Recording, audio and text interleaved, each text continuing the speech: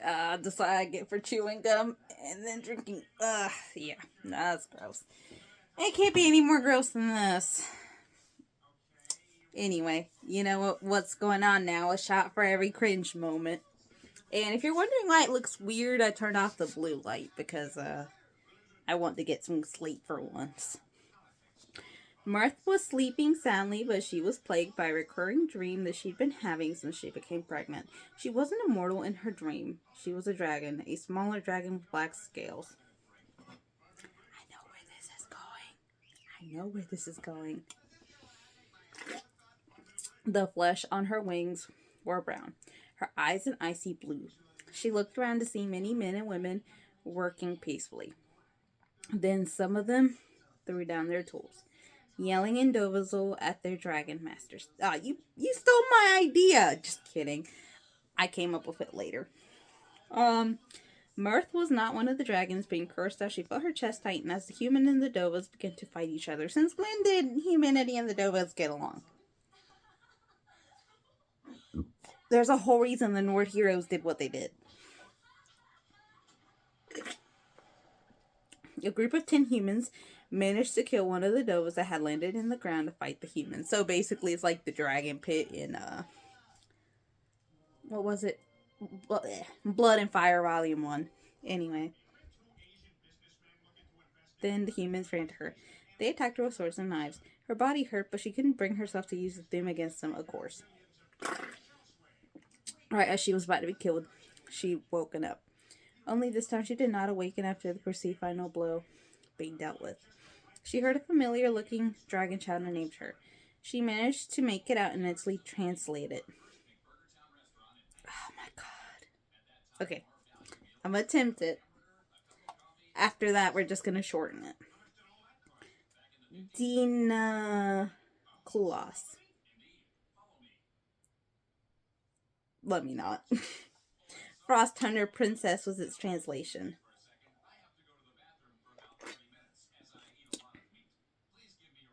That don't make sense.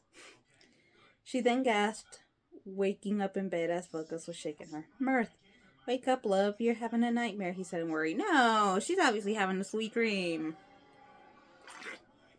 Mirth panted as she woke up and felt a wetness on her face. She'd been crying in her sleep. Mirth stood up in bed and sighed heavily. Vilka, stay here for a bit. If Alwyn or Overding asked Epcot to the Monavin, she said as she put on her Archmage robes. Of course she's Archmage, y'all. This woman does everything. She's in the Dark Brotherhood. She's a fucking companion. She's an Archmage. And if I was a betting woman, she's probably also like in the Thieves Guild and in the Bard's College. And she already joined the Stormcloak, so I mean, you know,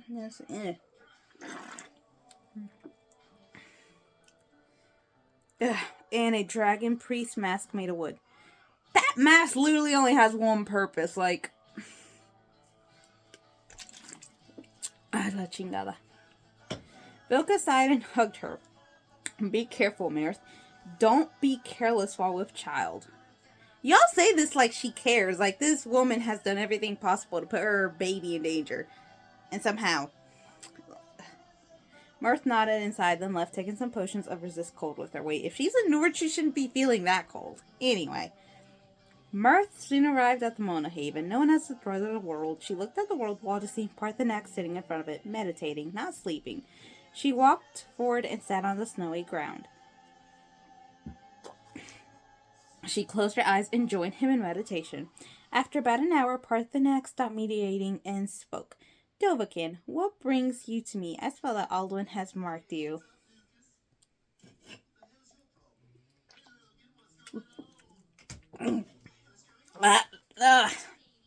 That's what I get. Again, cringe Wattpad werewolf shit. And they can't spell. Quite excite word. What? Okay, English is my second language, and I still write better than this. he asked. Mirth nodded and blushed behind the wooden mask. Again, why is she wearing the wooden mask? Literally, its only purpose is to literally, like, let you time travel in Brunchinar to get Connor Rig. Okay, that's it. Don't have anything special. It doesn't do anything special besides glow. Okay, Parthenax, it is quite exciting. But that's not what I came to ask you about, she responded. I came to ask you about a Dova. You know the names of all the Dovas, don't you? She asked. Parthenax hummed and nodded. Gay. I do know the names of every dove. What name do you wish to know of Dovakin? Is there any name you have heard of recently? He asked in curiosity. Mirth nodded to show that he was correct. Parthenax smiled a bit. Do not be shy. Do not be shy, Dovakin. Ask what you wish to ask. Encouraged. Mirth smiled at his patience. Patience? Okay, there we go. And then said the Dovakin's name. Dina Kolas. That sounds like such a... I ain't gonna say what it sounds like. He said, as Parthenax seemed saddened by the mention of this name. Yeah, I do know the specific dove. She was the sister of Odabing. What is up?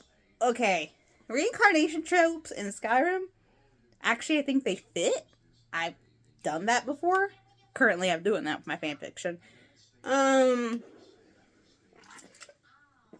don't think that those are cringe necessarily if they're done correctly, and considering that Kalpas are basically just recycled versions of each other, it ain't that weird either. But why does every girl who was a dragon or a dragon priest or some shit have to be Odabing's sister? Like, could she not be her own person?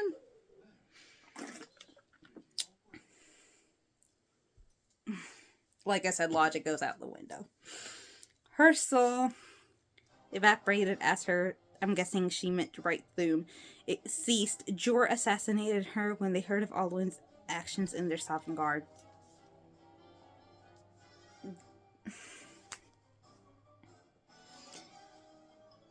Like I said, logic goes out the window. But I think personally, and this is what I was doing with my pick, it makes more sense if people get tired of having to live with a tyrannical ruler.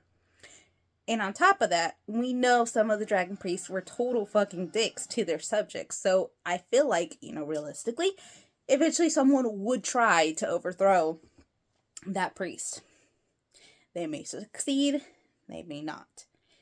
Like, what I have going on in my first fanfiction is basically that the crops weren't doing good, dragon priests were getting corrupt, they were stealing crops and food from people, people were starving, people were getting enslaved, and it was just bad. So people started taking it out on the dragons and the dragon priests because they realized that's what was causing all that mess.